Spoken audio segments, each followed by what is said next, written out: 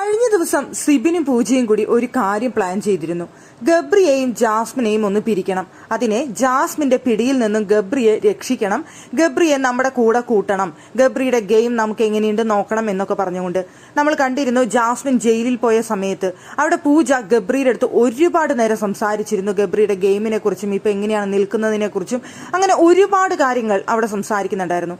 കഴിഞ്ഞ ദിവസം നമ്മൾ കണ്ടതാണ് പൂജയും സിബിനും ചേർന്ന് ഗബ്രിയുടെ അടുത്ത് ഒരുപാട് നേരം സംസാരിക്കുന്നുണ്ടായിരുന്നു. അതിനുശേഷം പൂജ പറയുന്നുണ്ടായിരുന്നു, ഗബ്രി എനിക്ക് നിന്നെ ഇപ്പൊ ഭയങ്കര ഇഷ്ടപ്പെട്ടു വരാണ് എന്ന് പൂജ പറയുന്നുണ്ടായിരുന്നു. സിബിൻ പറഞ്ഞിരുന്നു, ഇനി നമുക്ക് ഒരുമിച്ച് ഗെയിം കളിക്കാം, അതാണ് നല്ലതെന്ന് തോന്നുന്നു, നമുക്കിനി സെറ്റ് ആവാം എന്നൊക്കെ സിബിനും പറയുന്നുണ്ടായിരുന്നു ഗബ്രിയുടെ അടുത്ത്. അത്രയ്ക്കും അവർ തമ്മിൽ കൂട്ടായിരുന്നു. അവർ ജാസ്മിനിൽ നിന്ന് ഗബ്രിയെ രക്ഷിക്കണം, അല്ലെങ്കിൽ ജാസ്മിന്റെ പിടിയിൽ നിന്ന് മാറ്റി നിർത്തണം എന്നൊക്കെയാണ് സിബിനും പൂജയും കൂടി തീരുമാനിച്ചത്. അതവർക്ക് ഏകദേശം സക്സസ് ആക്കാൻ കഴിഞ്ഞു എന്നാണ് എനിക്ക് തോന്നുന്നത്.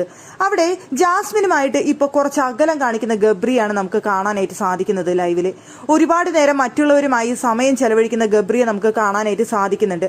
മുൻപായിരുന്നെങ്കിൽ ഇവർ രണ്ടുപേരും ഒരുമിച്ച് മാത്രമാണ് മാറിയിരുന്ന് സംസാരിക്കുന്നത് നമുക്ക് കാണാനായിട്ട് കഴിഞ്ഞിരുന്നത്. അവിടെ ഗബ്രി ഒന്നും വേറെ ആരോട് സംസാരിക്കില്ല. അവിടെ മാറിയിരുന്ന് ഇവർക്ക് രണ്ടുപേർക്കും മാത്രമാണ് സംസാരിക്കാനുണ്ടായിരുന്നത്. പക്ഷെ ഇപ്പൊ ഗബ്രി ഒരുപാട് നേരം ഒരുപാട് പേരോട് ഇരുന്ന് സംസാരിക്കുന്നുണ്ട്. ഗബ്രിയുടെ ഗെയിമിനെ കുറിച്ചും അല്ലാതും ഒരുപാട് കാര്യങ്ങൾ ഗബ്രി സംസാരിക്കുന്നതായിട്ട് കാണുന്നുണ്ട്.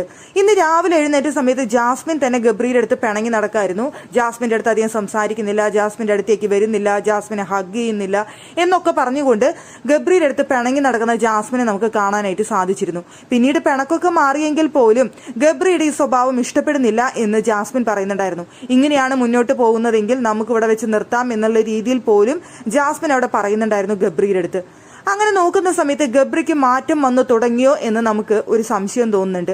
ഗബ്രി ഗെയിമിലേക്ക് കൂടുതൽ ശ്രദ്ധ കൊടുത്തു തുടങ്ങിയോ, ജാസ്മിനിൽ നിന്നും ചെറിയൊരു അകൽച്ച പാലിച്ചു തുടങ്ങിയോ, ഗെയിമിന് മുൻപ്രാധാന്യം കൊടുത്തു തുടങ്ങിയോ എന്നൊക്കെ നമുക്ക് ലൈവ് കാണുമ്പോൾ തോന്നുന്നുണ്ട്. എന്തായാലും ഉറപ്പ് പറയാറൊന്നും ആയിട്ടില്ല. അങ്ങനെയാണെങ്കിൽ തന്നെ അത് സിബിന്റെയും പൂജയുടെയും ഒരു ട്രിക്കായിരുന്നു. അവിടെ നിന്ന് ഗബ്രിയെ തങ്ങളിലേക്ക് അടുപ്പിക്കുക, ഗബ്രിയുടെ ഗെയിം കൂടുതൽ കൊണ്ടുവരിക, ഗബ്രി നല്ലൊരു ഗെയിമർ ആണെന്നും നന്നായി ടാസ്കുകൾ ചെയ്യുന്ന വ്യക്തിയാണെന്നും ഒക്കെ സിബിനും പൂജയും പറയുന്നുണ്ട്. അപ്പോ ആ ഒരു ലെവലിലേക്ക് ഗബ്രിയെ ഇങ്ങോട്ട് കൊണ്ടുവരിക, ജാസ്മിന്റെ ഗെയിമിനെ മാറ്റി നിർത്തുക എന്നൊരു കാര്യം അവർ പറയുന്നുണ്ടായിരുന്നു. അത് ഏകദേശം ഗബ്രിയിൽ വർക്കൗട്ട് ആയി തുടങ്ങിയോ എന്നാണ് എനിക്കിപ്പോ തോന്നുന്നത്. ഗബ്രി ഇപ്പൊ പഴയ പോലെ ജാസ്മിനുമായിട്ട് ഒരുപാട് സമയം ചെലവഴിക്കുന്നത് നമുക്ക് കാണാനായിട്ട് സാധിക്കുന്നില്ല. ഒരു ചെറിയ ഡിസ്റ്റൻസ് ഇവരുടെ ഇടയിൽ വന്നതായിട്ട് നമുക്ക് തോന്നുന്നുമുണ്ട്.